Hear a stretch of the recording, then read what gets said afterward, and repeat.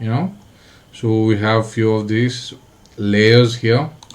So this is a layer based software, so this is making your job much more easier. It gives you way more options for you, you know. So you can build your layers so that everything falls in a separate layer. You don't have to feel like, oh no, I want to move this circle somewhere else later when you complete your design, you know. I want this to be here. You can do that right now. So it's already available on there, on the web tool itself. So it's layer based, so everything is on a separate layer. So if you don't want something, you can turn that off or switch on the layers visibility and make use of it. So with the vector editing stuff, I find the one we saw earlier, you know, vector.com, and this one to be decent enough for your quick creation of whatever that you want to do, you know.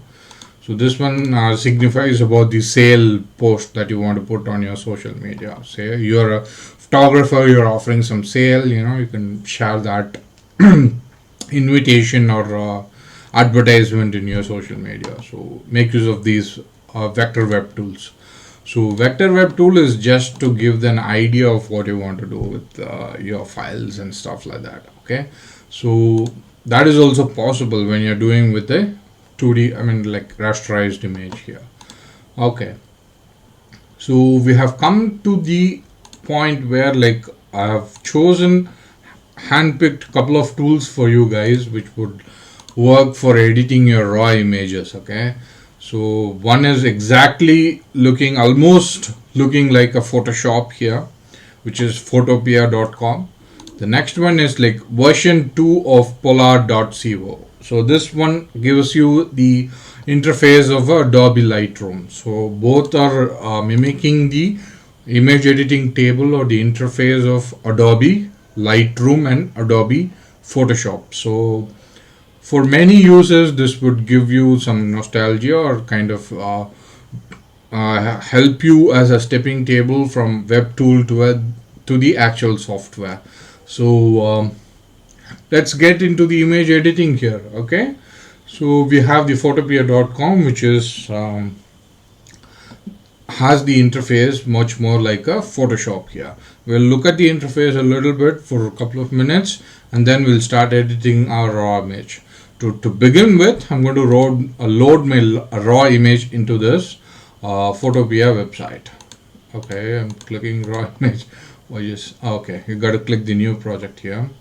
So or open files from your computer or use the free templates which is already available with Photopea, or you can see the demo whatever that is there, like how they have used this web tool for editing few things, you know. You can check that as well. So I'm going to open a file from my computer. You gotta forgive me, be lenient on me, because like these are the tools which I don't use it on my daily basis. So I'm just giving you guys some sort of taste or view in terms of using every possibility that is there on the internet, you know, to converge your thoughts and process into photography, you know. So you don't have to worry like if you can't able to afford a huge heavy subscription based software or even a minimal priced software, you know, like, and you still have very less possibility to download something like the open source software. You still have the possibilities of these web tools. You can very well use it for quick stuff, you know, quick editing stuff, you know. So what photograph you want me to edit? These are going to be my photograph. It takes some sort of professional web tool, you know, to give you the possibilities or access to edit the image that is a raw content already, you know. And with Fuji's files, which are from a X-trans sensor. X-trans sensor has a different color filter array, We have discussed this in our different episodes. So these are really difficult software. I mean, like difficult raw files to bring into a web tool. That's a huge load for the web tool to process certain things. So what image to choose? To edit. I want that to be very simple, wherein I could get my stuff explaining and finishing the edit much more easier and faster. So let's take this image here. This image which is loading was see, I didn't even remember this actually. Being very frank with my audience here, this is the raw converter for the photopea.com. It opens as a pop-up, even though my web browser's pop-up is kind of blocked, but it still opens as a pop-up here within the window. It's within the window. Yeah, it's within the window. That's why. Okay, so let me check if I'm still in the frame.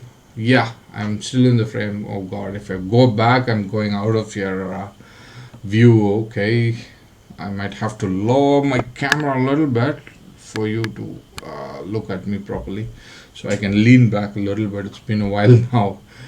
So let me get back into the editing again. So what is that we are presented with? This is called temperature. Temperature, probably I would consider it as a white balance thing. Like about 5500 would be the normal daylight value for any white balance thing, but this is not the white balance stuff as well. Like we are talking about something cold or something warm here. That's it. So somewhere in the middle lies the actual temperature of the photograph. So I'm going to undo whatever I did and leave it with whatever value was there before. I don't remember them, so I'll just keep it with 6000 there for a safe bet. I'm going to leave the tint there, but maybe I'll bump up the exposure a little bit to 3 or 3.5 stops. It allows me to boost up to 4 stops. That's nice. That's really good. And 3.5 here, and I'll add a little bit of contrast. Let's have a little bit of contrast. We'll work on that later, because since this is a raw file, you need to understand this. This is a raw file which has all the information that was there when I shot this image. Okay, this was shot during the Teppakulam photo walk. I used my Fuji X Pro 2 and Hengi Gia 25mm f1.8 lens, and this was shot with f16 aperture. So though it is a 1.8 lens, I shot with f16, I guess. So that's why it's a little bit dark for the light. I underexposed my image to have some noise in the final result, so it would look like a film image. So I'll add a little bit of contrast, not too much, because I can add something with the raw image when it is there. When you bring this into the editing table, whatever that you are applied here, whatever that you have applied to your image in the raw editor, you have to work from there. So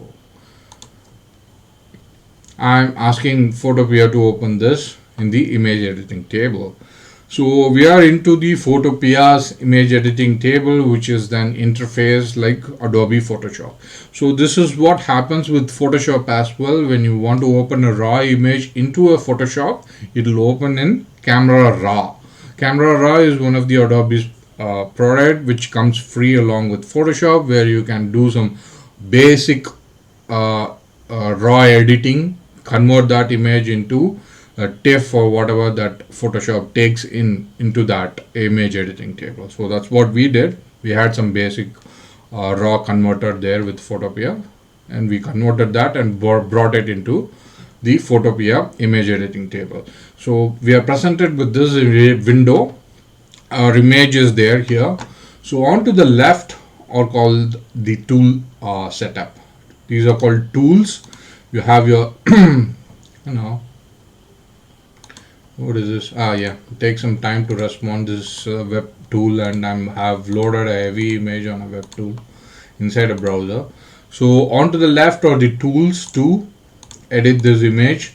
You have a selection tool, you have other type of selection tools like rectangle, ellipse, if you want to cut something or erase something and stuff like that. Then you have object selection tool, like you can draw the selection here like this, on the image itself, and select them and stuff like that. And it's going to take some time. You need to have heavy patience with this episode, because you see, I did that and it's happening much later. This is a web tool and it takes a lot of web space, and it's going to be very, very slow. So I have exceeded my memory already. 1.5 GB is the integrated graphics memory with the RAM. So out of 8 GB, 1.5 GB goes for graphics and 6.5 GB goes for the RAM, and I was like almost 6 GB already. So I'm going to deselect it. Let's see how much time it takes to deselect that.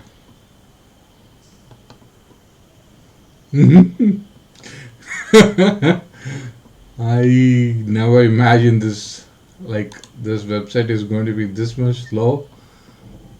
For now, maybe from my internet connection or from my computer, you need to forgive me on that. So I have already deselected the image, but this one is still appearing there. We do not know. Yeah, see, it's gone. It's gone. But it takes some time to reflect it inside your image editing software. So we have the crop tool here. You people who have been watching my episodes and videos would know, I crop my image to widescreen format. So we'll go ahead and do that. So we don't have a proper aspect ratio based crop tool per se for now. We can still do that. We are doing that right now, going ahead and saying fix it to 1.85 and 1. But this tool allows only for 2:1 aspect ratio. You might want to Google what if you do not know what is aspect ratio. So 2:1. So this is actually a UniVCM format in cinematic language. I don't want that to be 2:1. I want a widescreen format, so which is like 1.85:1. So I'm going to go with a fixed size, and I'm going to feed in the exact pixel value. I remember this because I have edited Fuji files so long, I remember this value or make it a note of it already. So this is the widescreen crop that I wanted to apply. No, I'll keep the center here, and I'll see if I can move my crop up and down a little bit, because yeah, I can move this freely. Good. The image editing software has come. You might want to stick to the center, okay? So I think I like this crop. I probably want to give a little bit of that line and this line. This photograph is already there in the Flickr gallery and Fine Art America gallery for sale. You might find a different crop there or different result when we finally and complete the edit. So I'm going to crop that. No, I don't like the crop. I'm going to say undo, and I'm going to delete the layer which we created already. For safety, I don't want to bring in this file if I'm going to do some mistake. So I'm going to duplicate this layer and work on that layer, for now. Since we have fed in the fixed size of crop already, this is giving us the fixed size of it. Probably the number is a little bit high,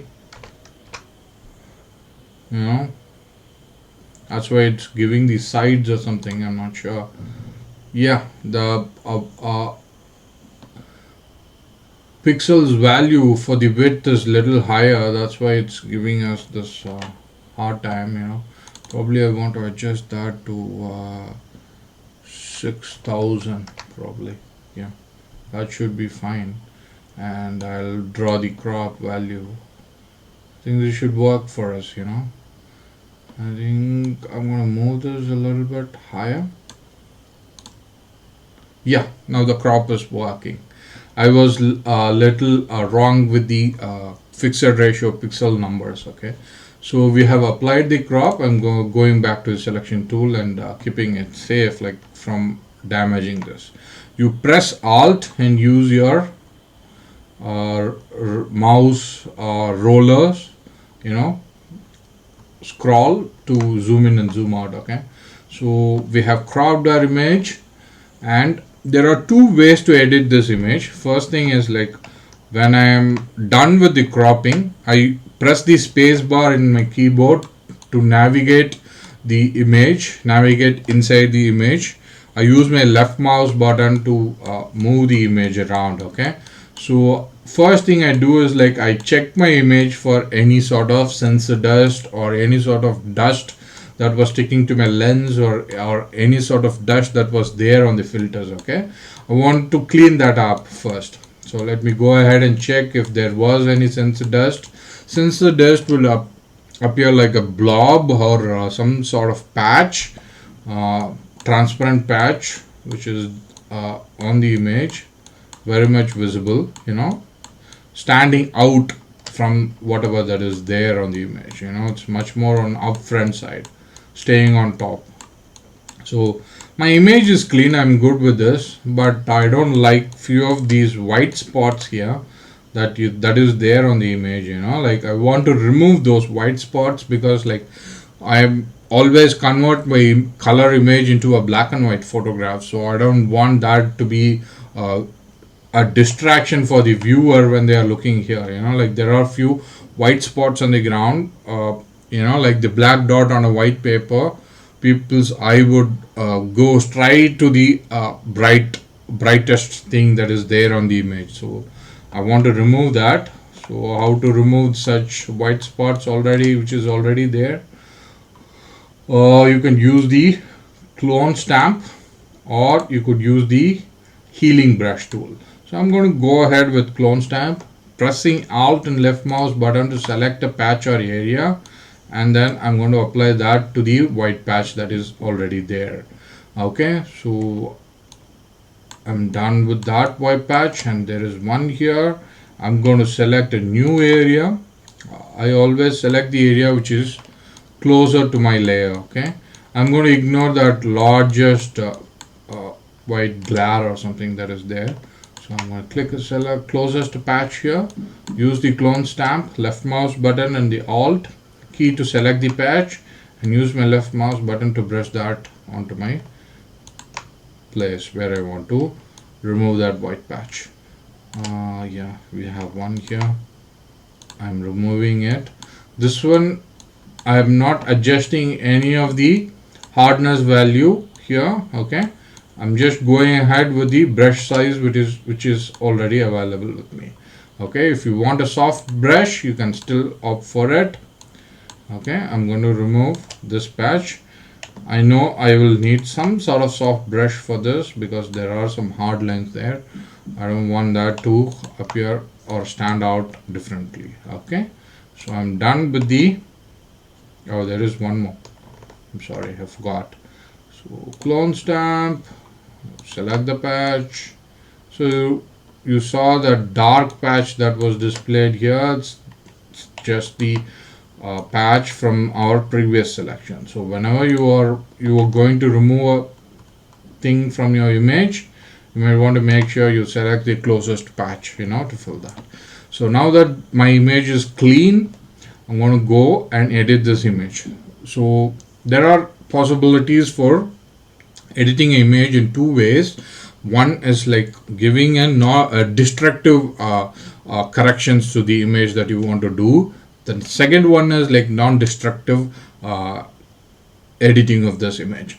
The first type is I will show you for one effect and I'm going to do a undo, because the destructive method would apply only for certain amount of times that you can undo, like, so if you want to make changes or delete it later when you finally complete the image, it's not possible. Once you give the values and apply to the image, it's permanent. Okay, so the first I will show you the destructive method of applying the image, like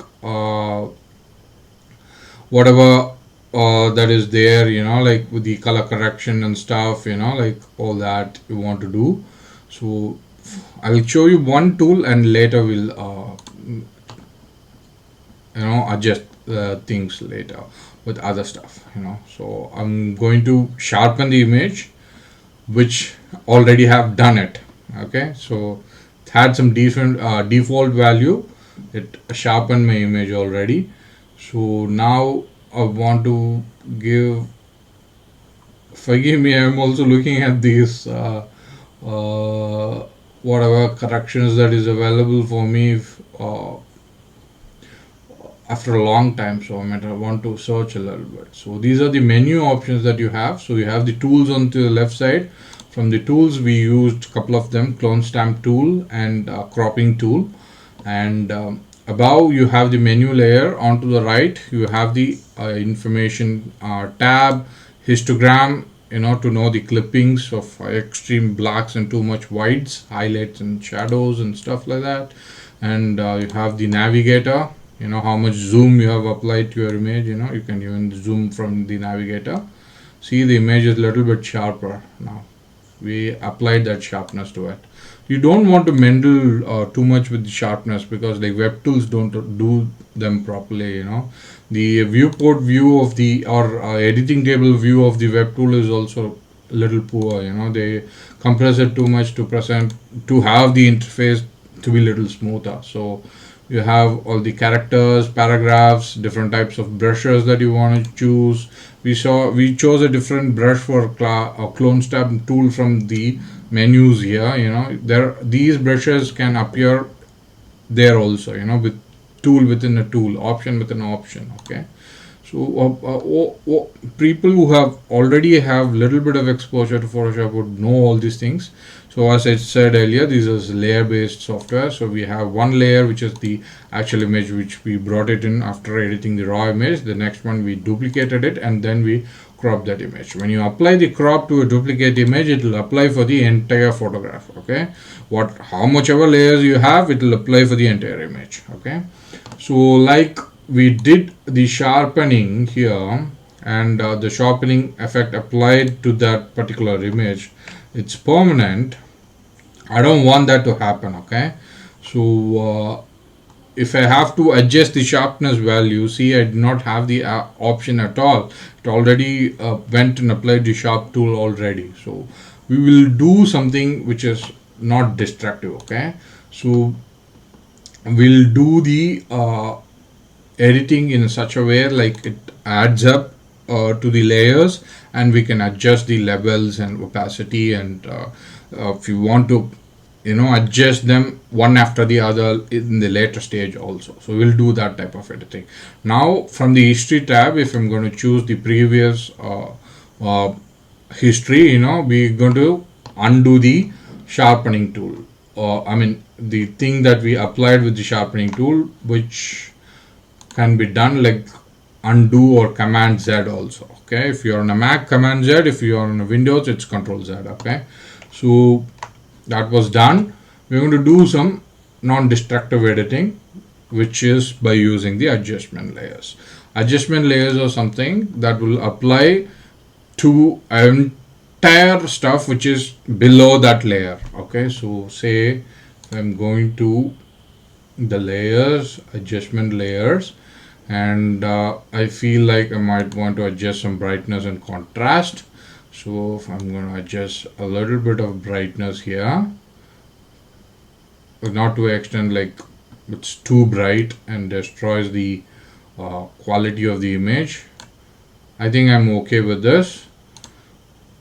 I'm done with that. So you see how the brightness and contrast I've applied as a new layer to this image. if I don't want that brightness and contrast that I just applied, I don't want to remove it from the history tab, or do command Z. All I have to do is like make that layer invisible, like this eye that you find is it turns on and turns off the visibility of this layer. So I can just go ahead and turn off this layer or delete the brightness and contrast layer altogether. So since I like the brightness and contrast that I apply to this image, I'm going to keep that layer. So it's non-destructive editing. It adds up to your layer and you can export that later, okay, with the layers as well. So then you go to curves a little bit. Adjust a little bit of brightness and bring down the shadows a little bit. Brightness and contrast did it for the entire image. I'm just working on the specifics here right now. So I'm going to increase the midtones a little bit, okay, keeping the shadow blacks black, little black. Okay, I'm good with this. I like this, so I'm gonna leave it right there. So curves are like that, and if you want to adjust that, you double click the layer, you'll be back with this. With this curve, you can choose between the channels that you want to correct. So there are three channels, color channels: red, blue and green.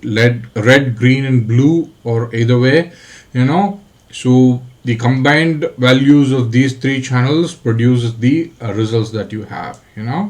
So you can adjust the spines or the curves of each channel to add some color to the image. So if I'm going to increase reds, my image is going to look red. I don't want that to happen right now. So I'm happy with whatever that I made editing right now. So I'm going to leave it right there. So then I'm going to layer, new adjustment layer, and I want to convert this to a black and white image. Now I'm presented with few more channels here. So since this image or the Fuji X Pro 2 has a color filter array in the front, the X-Trans sensor, it has a different pattern anyway, so it will have the RGB values as well when you want to convert an image to black and white. So it will have more greens than red and blue, which we saw in one of our episodes, how a monochrome sensor is and how color filter array sensor looks, like so. The reds would give some contrast, so I'm going to keep the reds. I did not find much of the yellows contributing to this. So did some changes onto the left corner of the image. I'm going to increase the green. The green has most of the informations here for the image, so don't want much of blue or cyan. If you subtract a color, it will turn your image into dark, okay, dark image. So I want to work a little bit on the shadow, so I'm just subtracting the blue color a little bit, and I'm going to leave the magenta wherever it is, or if you want I can increase a little bit. You just meddle with these sliders. You will, by look of your eye, by approximation, you will know how your image want to look like, so you can work on that. So now my image was that and I have converted it to this, okay. So now I feel like I might want to meddle a little bit with, no, I don't want to apply any masks, sorry. So now I feel like I want to, why it is showing the masks, I don't want to, oh no, I want the black and white to play. Why the brightness values have applied a mask, no, yeah, sorry, that was my mistake, I clicked a different tab here. So I want to increase a little bit of brightness to my image after the black and white conversion. The viewport view of this image on the editing table is showing a poor quality, is just because like it's coping up with the effects that we are applying already. So if I want a little bit of contrast to it, I'm increasing the contrast for this image, not that much, but a little bit. Okay, I'm going to work on the shadows as well. So when you actually zoom in, it'll work on to reproduce the image's quality a little bit better. At this stage, you might, you can imagine this image already looks better in the actual photograph. Okay, just the viewport view rendering of this photopea.com is little pixelated here. Okay, so then what I'm going to do is